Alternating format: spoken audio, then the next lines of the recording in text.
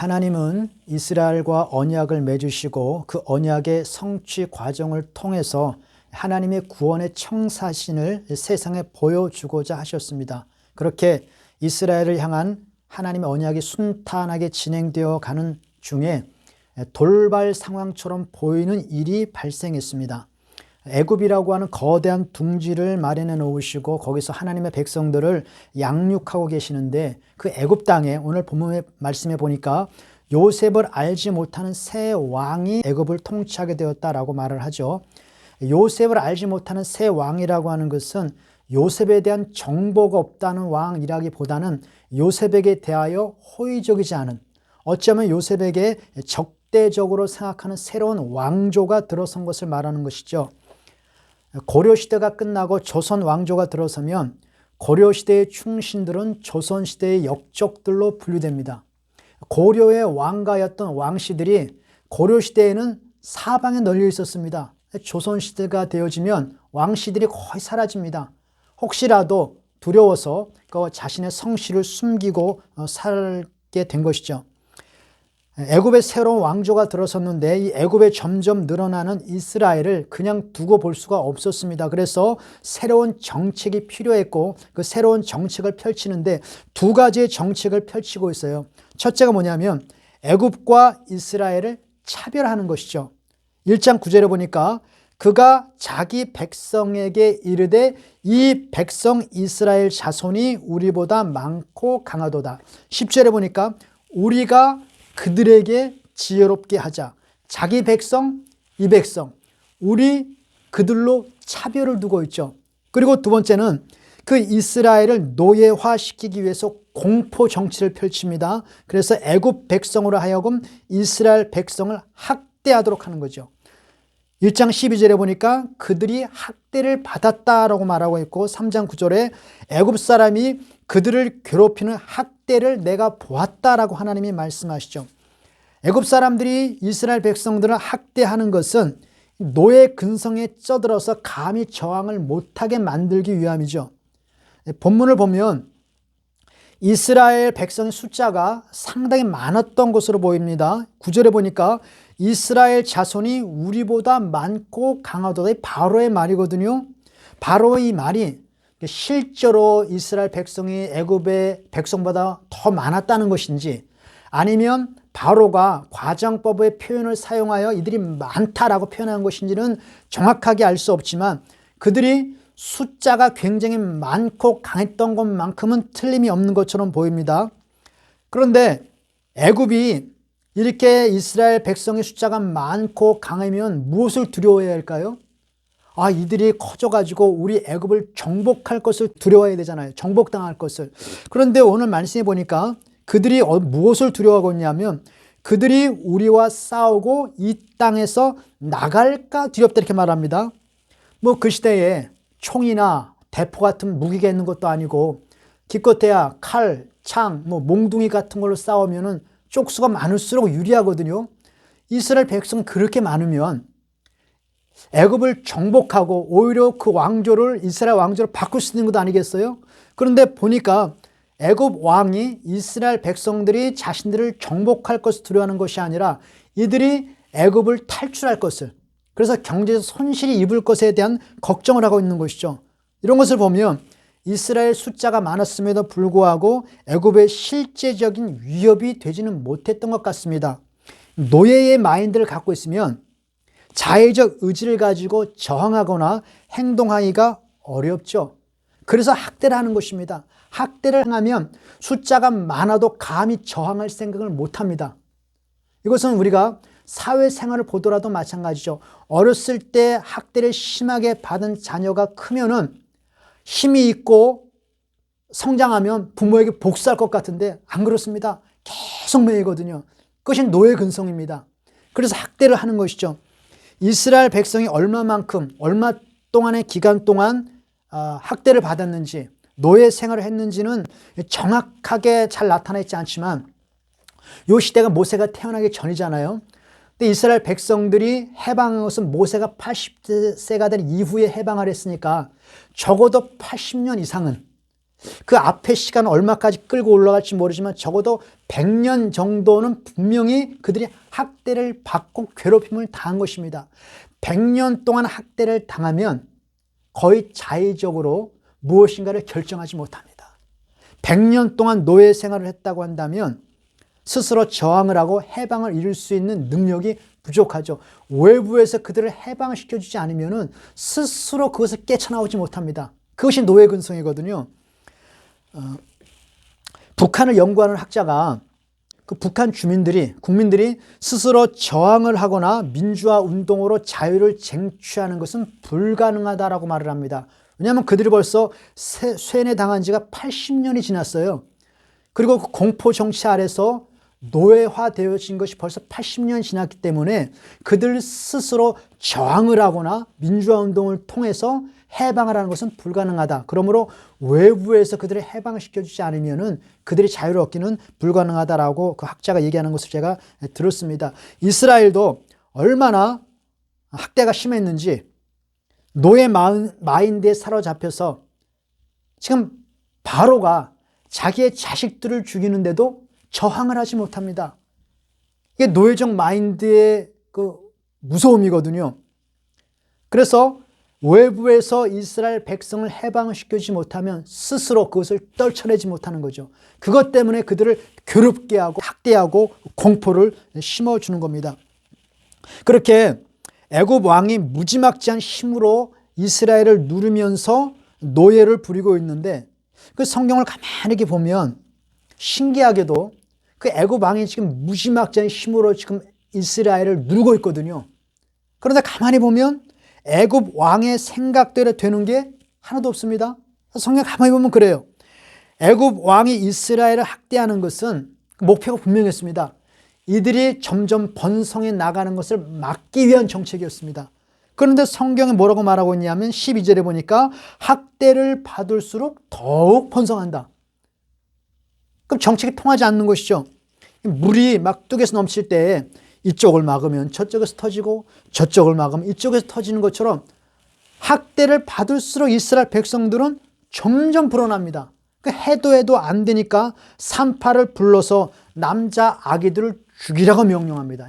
극약 처방을 한 겁니다. 그런데 하층민에 속해 있던 산파들, 그 천하게 여겼던 산파들마저도 그 신의 명령과 같은 바로의 명령을 어기고 이스라엘 백성들의 아기를 살려줍니다. 되는 게 하나도 없죠. 그리고 성경에 뭐라고 말했냐면 1장 20절에 보니까 그 백성은 번성하고 매우 강해지니라. 산파들이 왕의 명령을 어긴 것입니다. 이것은 죽음을 각오한 것이거든요. 어명을 거역하는 것은 곧 죽음을 상징합니다. 그런데 그 죽음을 무릅쓰고 왕의 명령을 거역하고 이스라엘 아기들을 살려내고 있는 것이죠. 힘과 엄청난 파워를 가지고 이스라엘 백성들을 막 찍어 누르는데도 불구하고 그 정책이 하나도 통하지 않고 다 실패로 돌아가는 겁니다. 그 이유가 무엇일까? 이유는 간단하죠. 애굽 왕이 이스라엘 백성들을 학대하면서 사용했던 말, 자기 백성 애굽과 저 백성, 이 백성 이스라엘을 구별하지 않습니까? 그런데 그들이 말한 저 백성이 누구의 백성이냔 말이죠. 그것이 중요한 것입니다. 그 백성은 다름 아닌 하나님의 백성이었습니다. 요셉을 알지 못하는 왕이 세워져서 이스라엘을 학대하고 있는데 그 이스라엘 왕이 누구신가?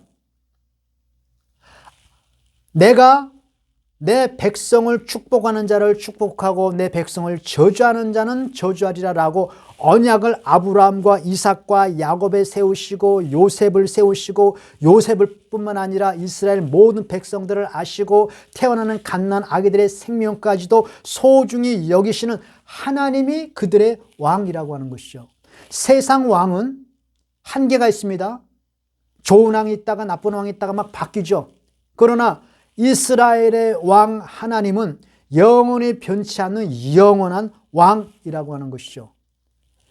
애굽 왕 바로가 자기 백성 그리고 이스라엘 백성을 구별해서 이스라엘을 학대하지 않았습니까? 그런데 나중에 하나님께서 그 말을 그대로 받습니다. 그대로 받아서 애굽을 심판하실 때 사용하십니다.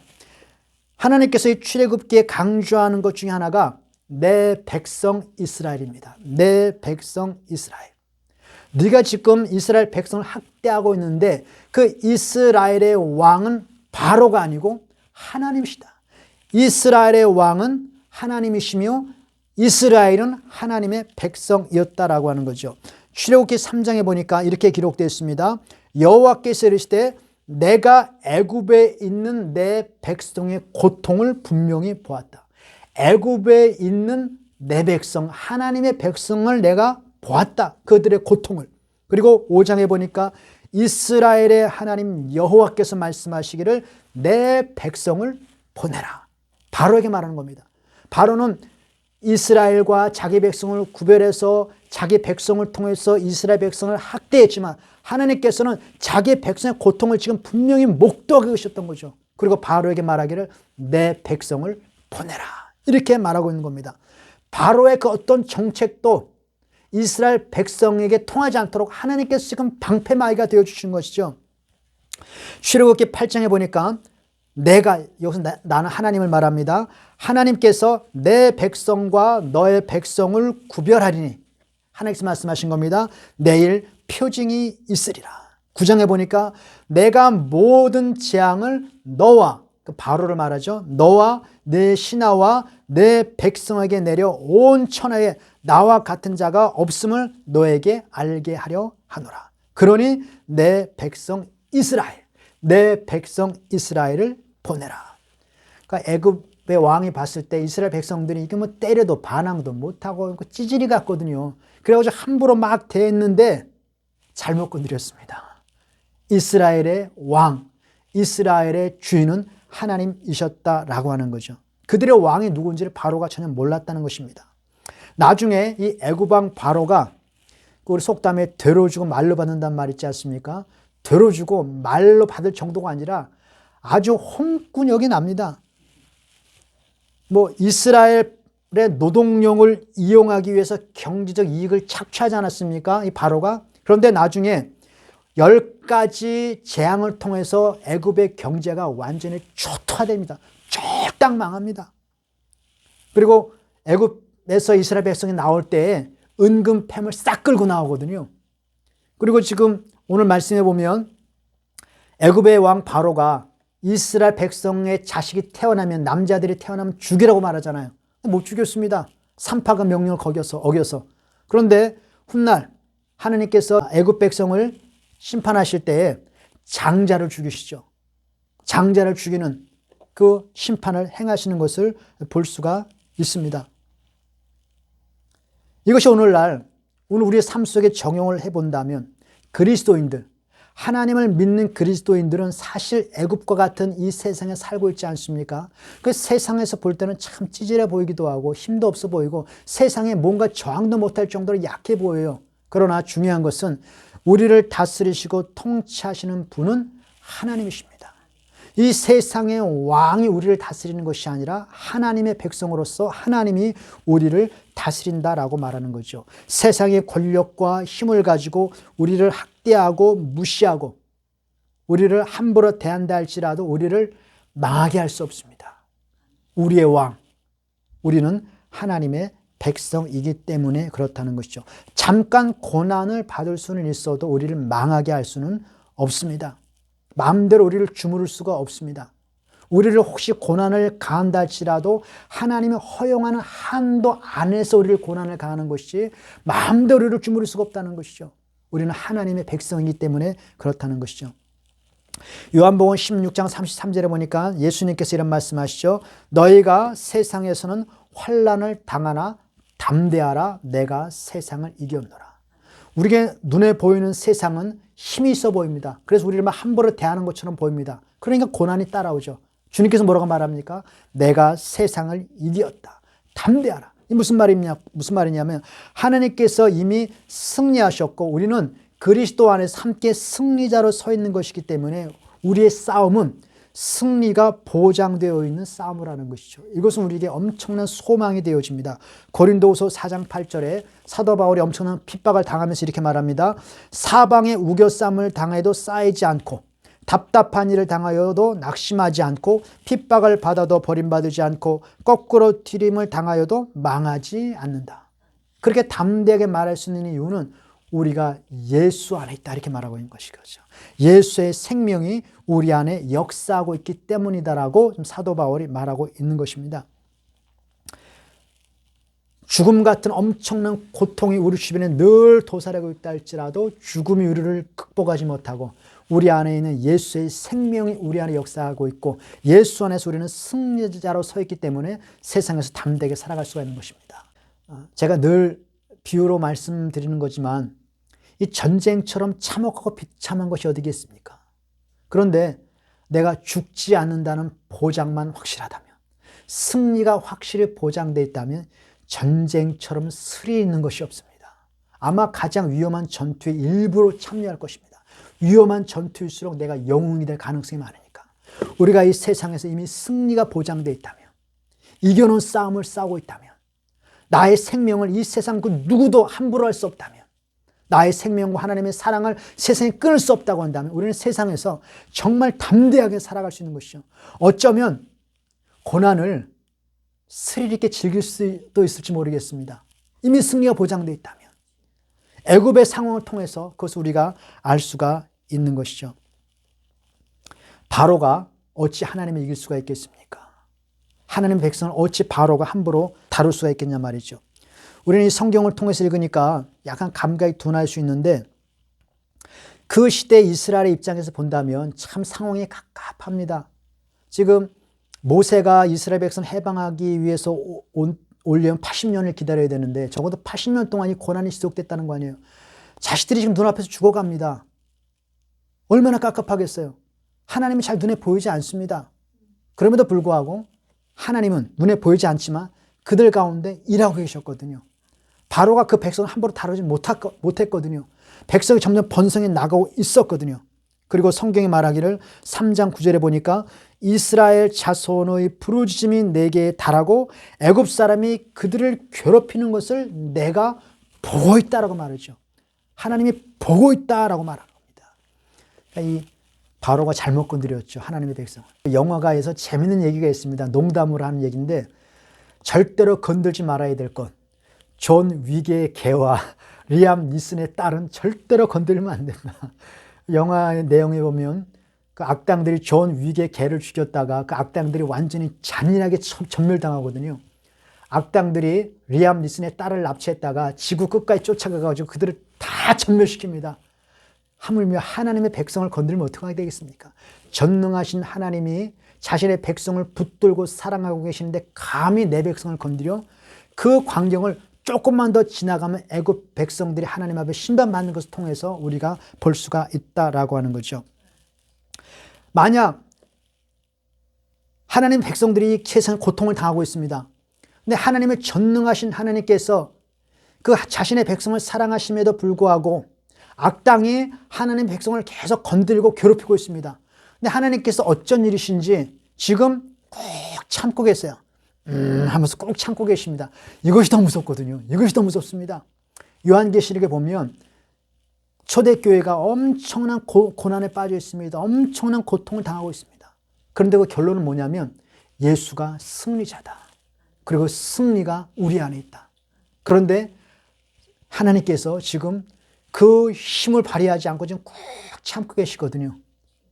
한 대 몰아서 심판하시려고. 이것처럼 무서운 것이 없는 것이죠. 그럼 우리가 세상에서 어려움이 있고 고난이 있고 무시를 당한다 할지라도 우리의 정체성, 우리가 누구에게 속해 있는가? 우리는 하나님의 백성이다. 세상에서 우리를 아무리 찌질하게 보고 무시한다 할지라도 우리는 하나님의 소유된 백성이여 거룩한 나라여 왕같은 제사장이다라고 하는 이 분명한 정체성을 가지고 살아가는 것이죠. 그리고 우리는 이미 승리자로 그리스도 안에 생명을 누리며 살아가는 자들이다. 그것을 오늘 성경이 우리들에게 말씀해 주고 있습니다. 또한 오늘 본문에서 이 바로와 하나님을 서로 대조시키는 것이 하나 있는데 우리의 왕은 바로가 아닌 하나님이십니다. 그런데 하나님께서 우리를 어떠한 방식으로 통치해 나가시는가? 바로의 통치 방식과 하나님의 통치 방식에 대해서 성경이 대조를 해주고 있는 것이거든요. 바로는 힘으로 자신의 백성들을 통치합니다. 공포 정치로서 그들을 다스립니다. 근데 하나님은 어떠한 방식으로 다스리는가? 바로는 힘으로 공포로 세상을 다스리지만 되는 일이 하나도 없어요. 그런데 하나님은 눈에 막 드러나지 않습니다. 힘을 발휘하지도 않습니다. 그런데 하나님께서 자신의 모든 일들이 성취되어지고 있거든요. 하나님께서는 그것을 잘 보여주는 것이 애굽의 산파들의 행동입니다. 그 애굽의 산파들이 왕의 명령을 어기고 하나님의 명령에 순종하죠. 그런데 성경에 뭐라고 기록되고 있냐면은 산파들이 하나님을 두려워했다라고 말을 해요. 이게 하나님을 두려워했다라고 하는 것은 하나님이 무서워서 벌벌 떠는 그런 종류의 두려움이 아니라 하나님을 경외하고 하나님에 대한 존경심입니다. 만약 공포로 따지면 눈에 보이는 권력 바로가 훨씬 무섭죠. 당장 죽을 수도 있는데. 그런데 그 죽음을 두려워하지 않고 하나님을 경외했다라는 것은 그 스스로 자발적으로 우러난 존경심이거든요. 그 근거가 어디냐면 성경에 보니까 하나님께서 산파들에게 은혜를 베푸셨다라고 말을 합니다. 은혜를 통한 경외감을 통해서 순종으로 이끌어가는 것이죠. 이것이 하나님의 통치 방식입니다. 산파들이 하나님을 두려워하고 하나님을 경외하고 그 배경에는 하나님께서 그들에게 은혜를 베푸셨다는 것입니다. 순교자들이 순교를 감당하지 않습니까? 그 어떤 핍박에도 굴하지 않고 하나님께 사랑을 고백하면서 순종할 때 하나님이 너무 무서워서 하나님 내 지옥 갈까 봐 두려워서 그렇게 순교를 감당하는 순교자는 없습니다. 하나님에 대한 사랑, 존경심, 경외감 때문에 그 죽음을 능히 감당해 나가는 것이죠. 애굽의 산파들이 그 죽음을 두려워하지 않고 능히 하나님의 명령을 따르는 것은 하나님에 대한 경외감입니다. 그리고 그 근거는 은혜라고 하는 것이죠. 1장 20절에 보니까 하나님께서 산파들에게 은혜를 베푸셨다라고 분명히 기록되어 있습니다. 이 출애굽은 서두에 말씀드린 것처럼 하나님의 언약의 실행 과정을 보여주는 것 아니겠습니까? 그런데 이 언약의 핵심, 언약을 관통하는 핵심 키워드가 뭐냐? 은혜입니다. 은혜. 그래서 이 언약을 은혜 언약이라고 부르죠. 은혜 언약. 출애굽기 34장 6절에 보니까 하나님께서 자신을 이스라엘 백성들에게 나타내 주십니다. 나타내 주실 때 하나님이 누구신가를 보여주는데 이렇게 기록됐습니다. 여호와라 여호와라 자비롭고 은혜롭고 노하기를 더디하고 인자와 진실이 많은 하나님이시라. 하나님은 누구시냐? 은혜로우신 하나님이시고 우리의 왕이신 하나님은 은혜라는 방편을 통해서 그들의 백성들을 통치해 나가시는 것이죠. 그것이 은혜 언약의 핵심이요. 그 언약을 이루는 과정에 하나님께서 은혜를 사용하신다는 것도 알 수가 있습니다. 이 은혜의 특징이라는 것은 뭐냐면 그 하나님의 은혜에 감격하고 은혜에 반응해서 자발적으로 순종하는 것을 말합니다. 하나님께서 멱살 잡고 끌고 가는 것이 아니에요. 세상의 공포는, 세상의 힘은 멱살 잡고 강제로 끌고 가는 것입니다. 안 하면 너 죽어! 그런데 하나님께서는 멱살 잡고 강제로 끌고 가는 것이 아니라 은혜를 베푸심을 통하여 은혜에 반응해서 자발적으로 순종하게 만드는 것이죠. 산파가 하나님께서 뭐 멱살 잡고 끌고 간 건 아니거든요. 자발적으로 하나님 앞에 순종한 것이죠. 그것이 은혜의 방편이라고 하는 것입니다. 훗날 이스라엘이 애굽에서 나올 때 애굽인들이 은금 패물을 가지고 옵니다. 은금 패물을 가지고 이스라엘 백성들이 출애굽하거든요. 그때 이스라엘 백성들이 강제로 뺏은 것 아니에요. 성경 말씀 보니까 하나님께서 애굽 백성에게 은혜를 베푸셨습니다. 은혜를 베푸셔서 그들이 자발적으로 은금 패물을 모아서 이스라엘 백성들에게 주었습니다. 이것이 하나님의 은혜의 방편이라고 하는 것이죠. 하나님께서 은혜로 우리를 다스리시고 통치하신다는 것은 하나님께서 우리를 인격적으로 대한다는 것입니다. 그리고 서로 간의 인격적 반응을 통해서 교제하시는 것을 말씀하시죠. 하나님 같은 능력과 힘을 가진 분이 세상에 어디 있습니까? 그런데 하나님께서 그 힘을 사용하지 않습니다. 그리고 우리에게 말씀하시고 설득하시고 은혜로 우리를 이끌어 가십니다. 이것에 대해서 시험 든 사람이 구약 성경에 있습니다. 엘리야라고 하는 선지자입니다. 하나님께서 3년 6개월 동안 하늘의 문을 닫을 수도 있는 분입니다. 또 때가 되면 하나님께서 마음만 먹으면 하늘의 문을 열고 비를 내리신 하나님이십니다. 비뿐만이 아니라 하늘에서 불도 내리는 하나님이십니다. 그런지 어찌 된 것인지 아합 왕과 이스라엘 하나를 제대로 통치하지 못하는 것 같아요. 주변의 이방 왕들을 제대로 다스리는 것 같지 못해요. 세상에 제대로 돌아가는 것 같지 않습니다. 그래서 엘리야가 시험이 들고 도망갔습니다. 차라리 나를 죽여라. 아니, 하나님이 그만한 능력을 갖고 있는 분이 왜 세상을 이대로 방치하느냐. 이스라엘이 이 고통을 당하고 이 죄가 난무하는데 왜 그걸 그대로 두고 있느냐 라고 지금 엘리야가 화가 났습니다. 그래서 도망갔습니다. 근데 하나님 쫓아오셨어요. 그 엘리야에게 말합니다. 일로 와봐, 일로 와봐. 내 앞에 서. 그리고 하나님께서 말씀하시는데 하나님의 강한 바람이 불어서 막 산을 가르고 바위를 부숩니다. 엄청난 힘의 파워가 막 나타나죠. 근데 거기에 하나님이 계시지 않습니다. 지진이 일어납니다. 땅이 진동을 합니다. 불이 막 일어납니다. 근데 거기에 하나님이 계시지 않습니다. 그리고 하나님께서 세미한 음성으로 나타나십니다. 무엇을 말하냐? 하나님은 은혜로 통치하시고 인격적으로 말씀으로 우리에게 나타나신다라는 것을 말씀해 주고 있는 것이죠. 힘으로 찍어 누르고 강제로 끌고 가는 분이 아니라 하나님의 말씀으로 우리를 설득하신 하나님. 힘이 없어서도 아니고 능력이 부족해서가 아니라 자신을 한없이 낮추시고 우리와 눈높이를 맞추면서 우리와 함께 가는 하나님이시죠. 이것이 우리에게 얼마나 큰 은혜입니까? 이것을 가리켜 은혜라고 말하는 것이거든요. 그 은혜 때문에 오늘도 우리가 이렇게 뻔뻔하게 하나님 앞에 당당하게 서 있는 겁니다. 하나님께서 그 은혜를 거두시면 우리는 당장 심판을 받아야 합니다. 그 은혜가 아직까지도 유효하고 그 은혜의 통치 때문에 우리는 넘어졌다가도 일어서고 뭘 잘한 게 있다고 담대하게 하나님 이것저것 구하기도 하고 그렇게 살아가는 것이죠. 하나님은 우리 눈에 확 드러나지 않더라도 하나님은 우리를 다스리시는 우리의 왕이며 우리는 그분의 백성이라고 말합니다. 베드로전서에 보니까 너희는 나의 소유된 백성이다. 세상에 고난이 있다 할지라도 우리는 망하지 않고 세상에 우리를 무너뜨리지 못하는 것은 우리가 하나님의 소유된 백성이기 때문에 그렇다는 것이죠. 그럼 우리가 이것을 늘 마음에 새겨야 합니다. 내가 누구인가? 나는 어디에 속해 있는가?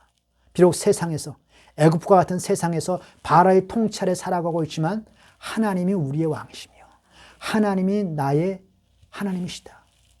그리고 하나님이 나를 지키시고 나를 이끌어 가시고 나를 통치하신다. 그런데 그 통치의 방식은 하나님의 은혜다라고 우리에게 말씀해 주고 있는 것이죠. 될 수 있으면 하나님께서는 우리에게 말로 하십니다. 말. 사실 바로를 심판할 때 보니까 처음에 말로 하셨어요. 내 백성 보내라. 근데 말을 안 들었거든요. 또 내 백성 보내라. 안 보내면 너 혼나. 또 말을 안 들어요. 우리 같으면 한 두세 번 얘기하다 말을 안 들으면 그냥 확 끝내버릴 텐데 하나님 10번까지 말씀하시거든요. 10번까지. 그 소돔과 고모라를 멸할 때도요. 그냥 가가지고 한 번 확 멸하면 되잖아요. 50명 있으면 어떨까요? 45명 있으면 어떨까요? 40명 있으면 어떨까요? 30명 남으면 어떨까요? 계속 미루십니다. 은혜의 통치 방식이죠. 우리가 죄를 지면 하나님께서 요나 한번 혼나보라고 확 때리는 것이 아니라 또 기회를 주시고 또 기회를 주시고 그 은혜가 얼마나 크냐면 하나님의 백성뿐만 아니라 이 세상에도 은혜를 끼치십니다.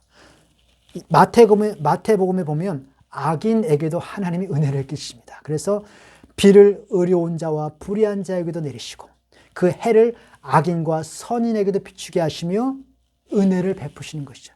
자연 은총이라고 말하지 않습니까? 일반 은총이라고도 말합니다.